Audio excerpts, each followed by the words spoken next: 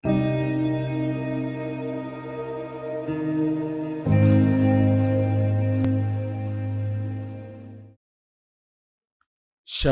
Bapak Ibu Saudara-saudara yang kekasih dalam Tuhan Yesus Kristus.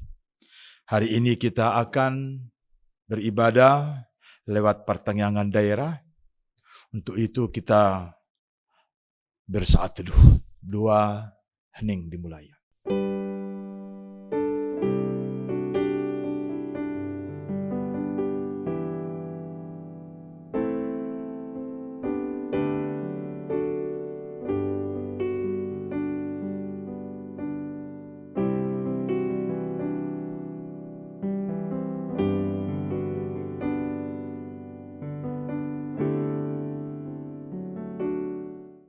Amin.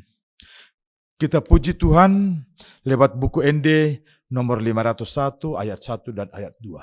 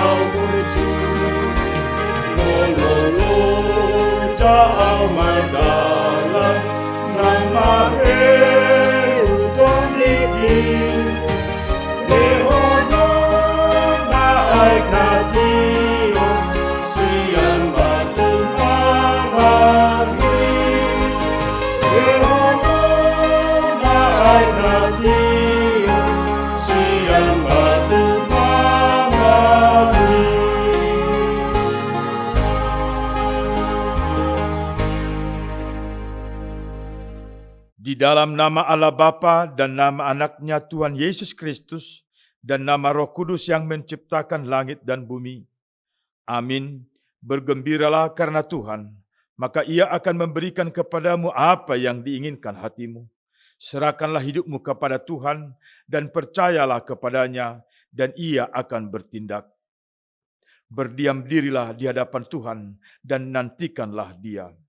Percayalah kepada Tuhan dan lakukanlah yang baik, sebab Tuhan mencintai hukum dan Ia tidak meninggalkan orang-orang yang dikasihinya. Haleluya, kita berdoa. Ya Tuhan Allah Bapa kami, bimbing dan kuatkanlah kami dengan roh-Mu, agar kami mendengar dan menerima firman-Mu.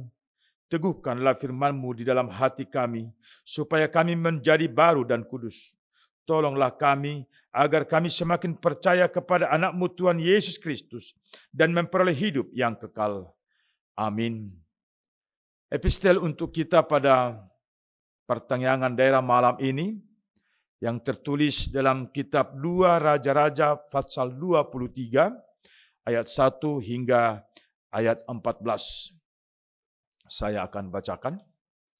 Sesudah itu raja menyuruh orang mengumpulkan semua tua-tua Yehuda dan Yerusalem.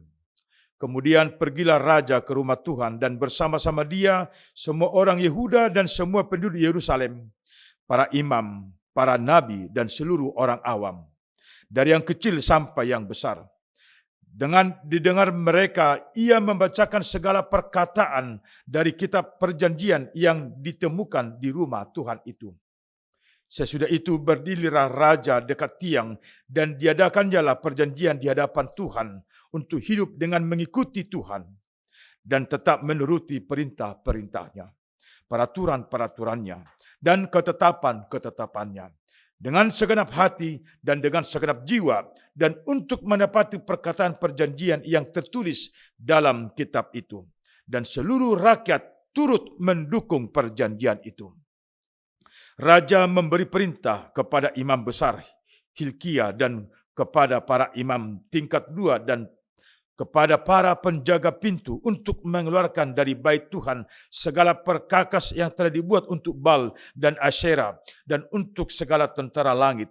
Lalu dibakarnyalah semuanya itu di luar kota Yerusalem, di padang-padang Kidron, dan diangkutnyalah abunya ke Betel. Ia memberhentikan para imam dewa asing yang telah diangkat oleh raja-raja Yehuda untuk membakar korban di bukit pengorbanan, di kota-kota Yehuda dan di sekitar Yerusalem. Juga orang-orang yang membakar korban untuk Baal, untuk dewa matahari, untuk dewa bulan, untuk rasi-rasi bintang, dan untuk segenap tentara langit. Dibawanyalah tiang-tiang berhala dari rumah Tuhan keluar kota Yerusalem ke sungai Kidron, lalu dibakarnya di situ dan ditumbuknya halus-halus menjadi abu. Kemudian dicampakannyalah abunya ke atas kuburan rakyat jelata. Ia merobohkan petak-petak pelacuran bakti yang ada di rumah Tuhan, tempat orang-orang perempuan bertenun sarung untuk Asyera. Disuruhnyalah datang semua imam dari kota-kota Yehuda. Lalu ia menajiskan bukit-bukit pengorbanan, tempat para imam itu membakar korban dari Geba sampai Beersheba. Dirobohkannya pula bukit-bukit pengorbanan di pintu-pintu gerbang yang ada dekat lubang pintu gerbang Yosua, penguasa kota itu, yang ada pada sebelah kiri kalau orang memasuki pintu gerbang kota itu. Tetapi para imam bukit-bukit pengorbanan itu tidak boleh naik ke mezbah Tuhan di Yerusalem. Hanya mereka boleh memakan roti yang tidak beragi di tengah-tengah saudara-saudara mereka. Ia menajiskan juga Tofet yang ada di lembah Ben Hinnom, supaya jangan orang mempersembahkan anaknya sebagai korban dalam api untuk dewa Molok. Dibuangnyalah kuda-kuda yang ditaruh oleh raja-raja Yehuda untuk dewa matahari di pintu masuk rumah Tuhan, dekat bilik Nathan Melek, pegawai istana yang tinggal di gedung samping. Juga kereta-kereta dewa matahari dibakarnya dengan api. Mezbah-mezbah yang ada di atas Soto, tempat peranginan Ahaz yang dibuat oleh raja-raja Yehuda, dan mezbah-mezbah yang dibuat Manasye di kedua pelataran rumah Tuhan dirobohkan oleh raja dan diremukkan di sana, lalu dicampakkannya abunya ke sungai Kidron. Bukit-bukit pengorbanan yang ada di sebelah timur Yerusalem, di sebelah selatan bukit kebusukan yang didirikan oleh Salomo raja Israel untuk Astoret, dewa kejijikan sembahan orang Sidon, untuk Kamos, dewa kejijikan sembahan Moab, dan untuk Milkom, dewa kejijikan sembahan orang Amon, dinajiskan oleh raja. Ia memecahkan tugu-tugu berhala dan menebang tiang-tiang berhala, lalu ditimbuninya tempat-tempat itu penuh dengan tulang-tulang manusia. Demikianlah firman Tuhan. Berbahagialah orang yang mendengar firman Allah serta melakukannya. Amin. Kita puji Tuhan lewat buku ND 437 ayat 1.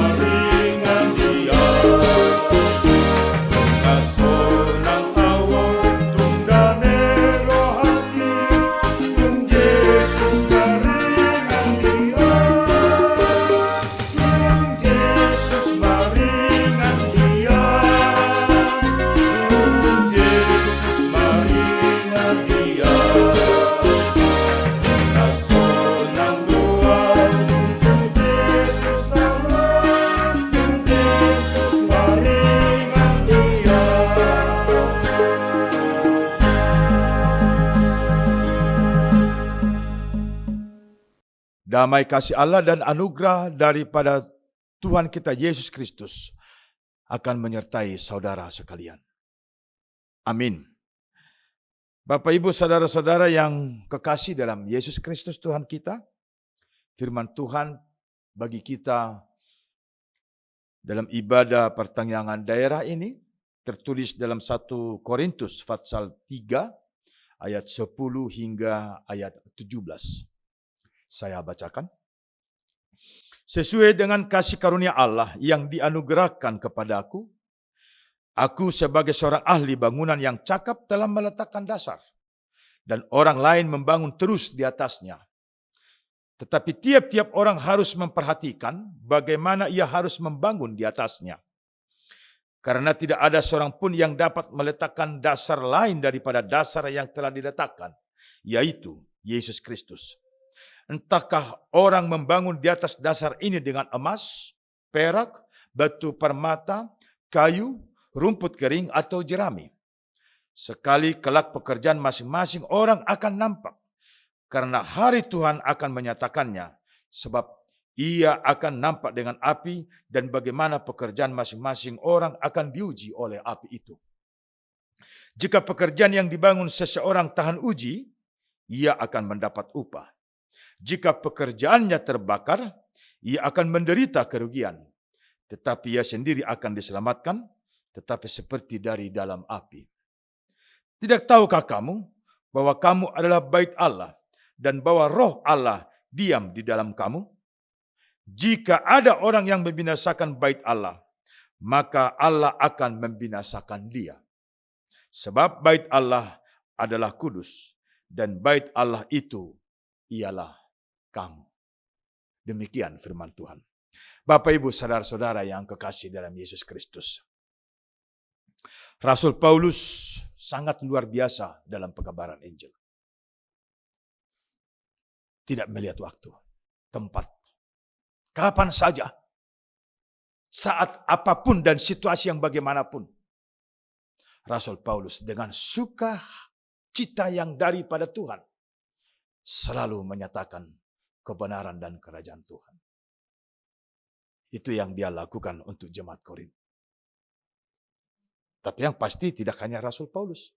Ada rasul-rasul lain yang juga mengabarkan Injil. Ada juga orang-orang percaya kepada Tuhan Yesus yang imannya sudah nyata dan bisa diuji juga memberitakan Injil. Dan akhirnya itu tidak membawa sukacita bagi jemaat Korintus. Akhirnya situasi yang seperti itu membuat jemaat terpecah belah, terkotak-kotak. Bahkan terancam pecah. Karena dari antara jemaat, mereka sudah mengatakan, aku ini pengikut Apolos. Yang lain mengatakan, aku ini pengikut Paulus. Pertanyaannya, siapakah Apolos? Siapakah Paulus? Bukankah mereka semuanya itu adalah alat yang dipakai Tuhan? Yesus yang berkuasa atas mereka dan memberikan kesempatan bagi mereka untuk memberitakan Injil. Maka sangat disayangkan apabila jemaat akhirnya terpecah dan terkotak-kotak hanya mengaku aku pengikut si X, aku pengikut si Y. Ya, mungkin ada perbedaan antara Apolos dengan Paulus. Tetapi apakah perbedaan yang mereka miliki secara pribadi itu sangat mengganggu jemaat? Padahal yang mereka beritakan sama, yaitu kerajaan Allah dan Yesus Kristus sebagai jalan keselamatan dan hidup. Itu yang mereka beritakan. Mungkin pribadi mereka berbeda. Mungkin cara mereka berbeda. Ya. Tetapi tujuan mereka supaya kerajaan Allah semakin dinyatakan di dunia. Itu. Dan melihat kenyataan yang seperti itu, maka Rasul Paulus mengatakan, tidak ada bedanya siapa yang menabur, siapa yang menyiram, tetapi adalah yang berkuasa adalah Yesus Kristus yang menumbuhkan. Maka dia, pada saat ada orang yang mencoba mencemooh dia dan mencemooh kerasulannya, dia mencoba memberitakan kebenaran Tuhan yang ada pada dirinya. Dan itulah bahagian daripada nats kita. Dia mengatakan dalam ayat 10, sesuai dengan kasih karunia Allah yang dianugerahkan kepadaku, aku sebagai seorang ahli bangunan yang cakap meletakkan dasar. Inilah sangat perlu kita catat. Sesuai dengan kasih karunia Allah yang dianugerahkan kepadaku. Arti kalimat itu adalah segala sesuatu yang dilakukan oleh Rasul Paulus itu adalah dari Tuhan. Dan Tuhan memakai dia karena Tuhan sebelumnya telah melengkapi Paulus dengan kecakapan sebagai ahli bangunan. Maka dia datang dari dalam dirinya. Dia mengatakan, aku sebagai seorang ahli bangunan yang cakap telah meletakkan dasar. Pondasi adalah salah satu faktor yang sangat mendasar apabila kita berbicara tentang sebuah bangunan. Kalau pondasinya kokoh, maka tiang-tiang sampai kepada atap dari rumah yang dibangun itu berdiri dengan tegak. Dan Paulus sebagai pemberita Injil yang boleh dinyatakan pertama pada saat itu ke jemaat Korintus, dia meletakkan dasarnya telah kulakukan, kuletakkan dengan baik dan benar. Dan dasar itu adalah Yesus Kristus. Mungkin ini menjadi catatan iman kita juga. Mungkin kita akan bertanya, ya, apakah sungguh dasar itu juga yang ada di dalam diri kita? Mungkin ya, pada saat baptisan kita sudah menerima dasar itu. Tetapi dalam pertumbuhan hidup kita, kita perlu juga bertanya, apakah ya, masih dasar itukah yang ada di dalam diri kita? Dan ini hanya pribadi lepas pribadi menjawabnya kepada Tuhan yang hidup. Kenapa? Karena sebagaimana yang dinyatakan dalam nats ini, kepada kita setiap orang akan diminta pertanggungjawaban iman kita. Pertanggungjawaban hidup kita. Apa yang sudah kita lakukan? Apa yang sudah kita kerjakan? Itu akan diminta pertanggungjawaban. Dan Tuhan akan membuka CCTV kita. Dimanapun kita berada, di kolong langit ini, semuanya Tuhan bisa lihat. Selama masih di kolong langit ini, kita berada. Jangankan di kolong langit, di atas langit aja pun, Tuhan bisa lihat. Di bawah tanah pun, di dalam air pun kita, Tuhan bisa lihat. Bahkan apa yang tersembunyi dalam hati kita pun, dalam pikiran kita pun, Tuhan tahu. Maka dikatakan tadi dalam ayat 13, sekali kelak pekerjaan masing-masing orang akan nampak. Karena hari Tuhan akan menyatakannya. Sebab ia akan nampak dengan api dan bagaimana pekerjaan masing-masing orang akan diuji oleh api itu. Dan itu yang sangat dikhawatirkan oleh Rasul Paulus kepada jemaat Korin. Maka dia mencoba menenteramkan hati jemaat. Mencoba menetralisir suasana kekacauan yang terjadi. Paulus mau mengatakan, jangan pernah melihat siapa yang memberitakan Injil. Tapi lihatlah isi pemberitaan itu. Karena isi pemberitaan itulah menjadi keselamatan, bukan yang memberitakan. Itu catatan kedua yang diberikan oleh Rasul Paulus kepada jemaat Korintus, juga kepada kita saat ini. Terlebih-lebih di situasi yang kita tidak mengerti sekarang. Ada berbagai hal yang mungkin mengacaukan pikiran kita. Suasana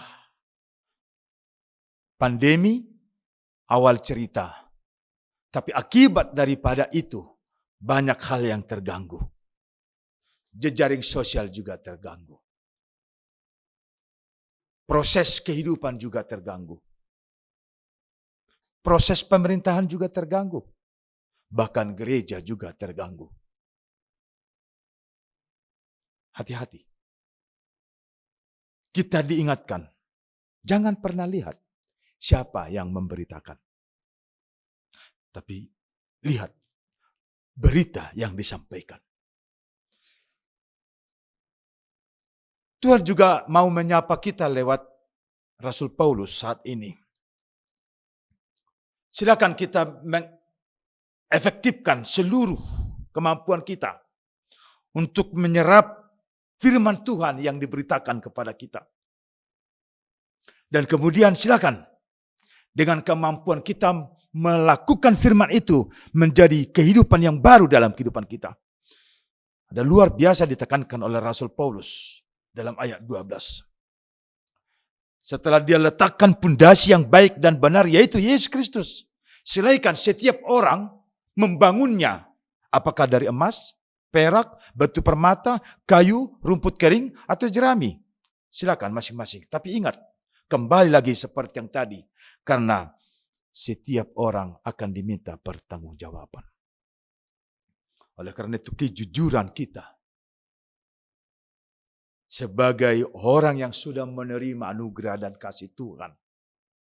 Kejujuran kita sebagai orang percaya yang mengaku, aku percaya kepada Allah Bapa, aku percaya kepada Yesus Kristus, aku percaya kepada Roh Kudus. Kata atau kalimat yang tiga itu bukanlah milik manusia. Kalimat yang tiga itu, aku percaya kepada Allah Bapa, kepada Yesus Kristus, kepada Roh Kudus, adalah milik Tuhan sendiri. Hati-hati. Dan hal itulah yang ditekankan oleh Rasul Paulus juga pada saat ini, pada saat kita sampai kepada ayat 16 dikatakan, tidak tahukah kamu bahwa kamu adalah bait Allah dan Roh Allah diam di dalam kamu? Roh Allah diam di dalam kamu. Kalimat ini mengajak kita kembali sedikit ke belakang. Mungkin jauh juga. Jauh ke belakang.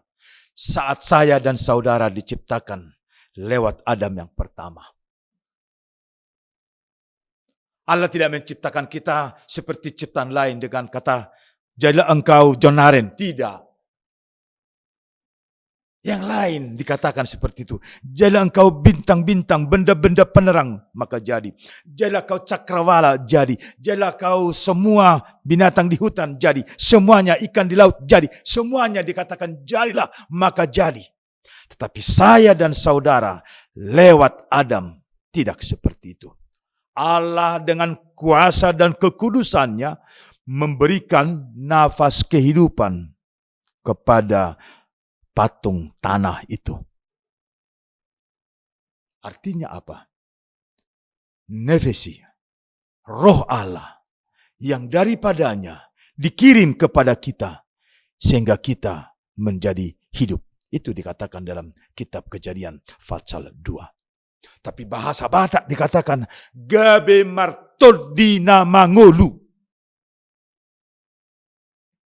Kalau bahasa Indonesia dikatakan menjadi hidup, tetapi bahasa Batak gabe martodina mangolu. Roh todi yang daripada Allah itulah membuat kita sekarang juga menjadi hidup.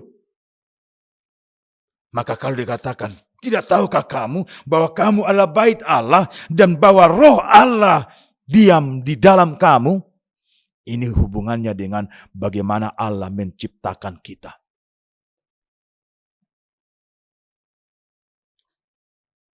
Maka hati-hati saudaraku memaknai hidup dan memakai kehidupan yang Tuhan masih izinkan kita boleh jalani sekarang. Waktunya akan tiba. Setiap orang tidak tahu kapan. Tapi pasti waktunya akan tiba. Hari ini Tuhan mau menyapa saya dan saudara untuk lebih mengimani hidup kita adalah anugerah dan mari kita memaknai hidup itu yang sebagai anugerah juga. untuk menjadi kemuliaan Tuhan. Karena dikatakan dalam ayat 17, jika ada orang yang membinasakan bait Allah. Membinasakan bait Allah bukan gedung bangunan. Bukan. Tapi membinasakan bait Allah adalah tubuh yang fana ini. Tubuh yang fana inilah bait Allah. Karena roh Allah diam di dalam tubuh yang fana yang Tuhan masih berikan kepada kita setiap orang. Kalau kita membinasakan bait itu, maka Allah akan membinasakan kita. Kita membinasakan bait Allah dengan cara melakukan tindakan di luar hukum kebenaran Tuhan. Setiap orang yang tidak mampu melakukan kasih kepada Allah Bapa, kasih kepada sesama, salib itu, maka dia telah menghancurkan bait Allah. Dan Rasul Paulus mengatakan, setiap orang yang menghancurkan bait Allah akan dihancurkan oleh Allah sendiri. Tapi sungguh Allah maha baik. Allah begitu maha baik. Dia ingin kita tidak ada yang rusak. Allah ingin kita ini tidak ada yang binasa. Itulah di dalam kasih-Nya, keselamatan itu kembali dianugerahkannya kepada kita. Maka hari ini juga kita diminta untuk hadir dalam keselamatan.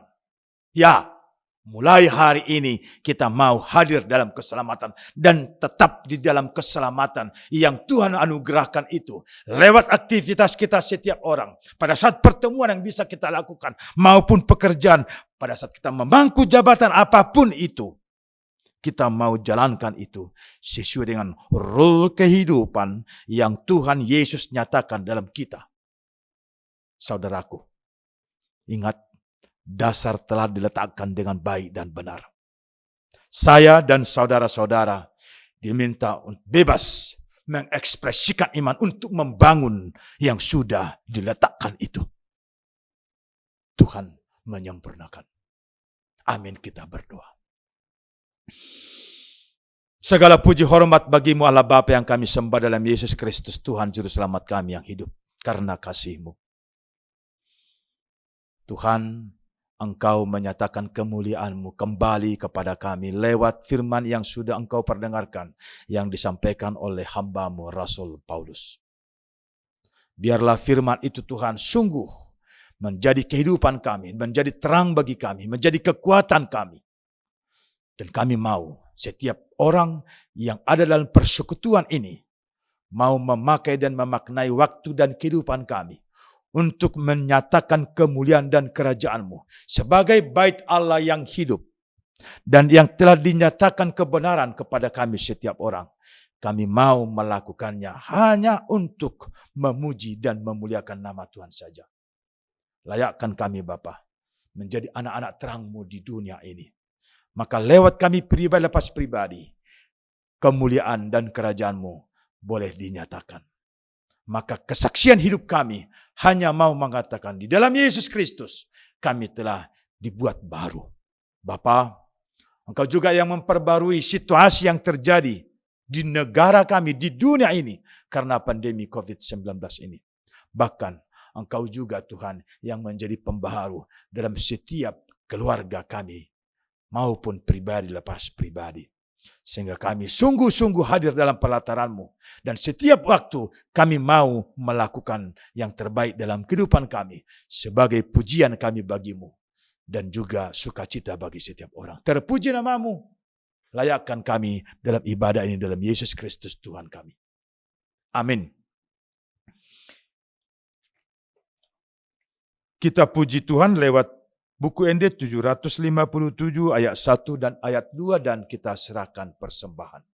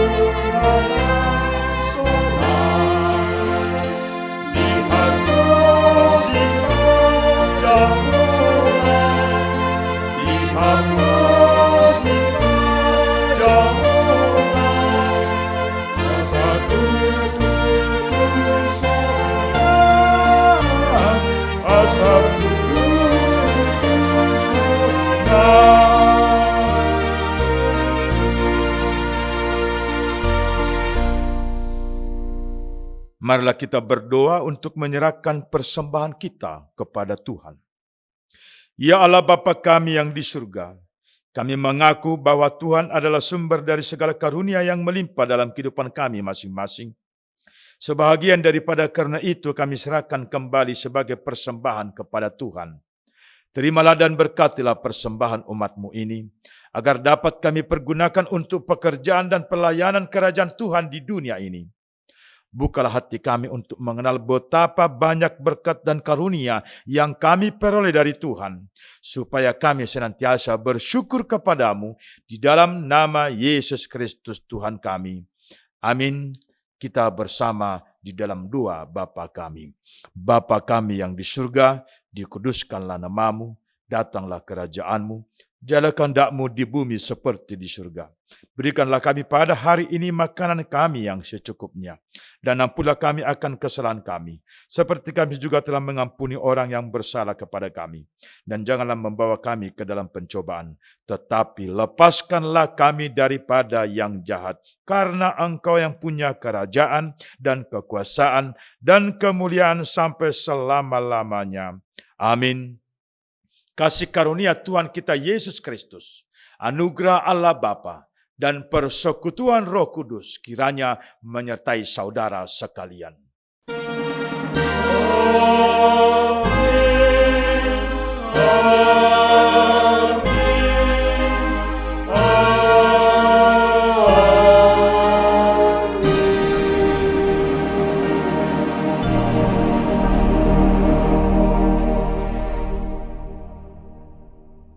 Shalom.